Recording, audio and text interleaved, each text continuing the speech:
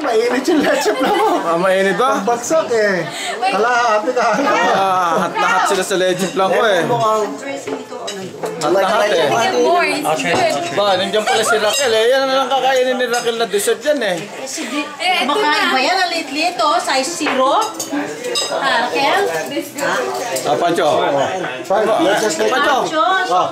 Magsalita ka muna. Anong masasabi mo sa Pasko rito sa San Diego? Super duper outstanding. Super duper ah. May chivas pa.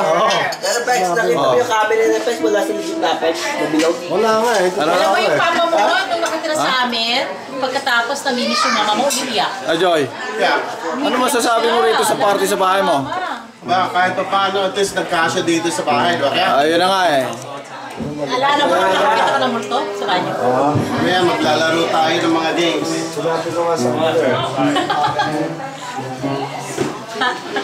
Takbo ka eh, wala kang tawal niya. Ano,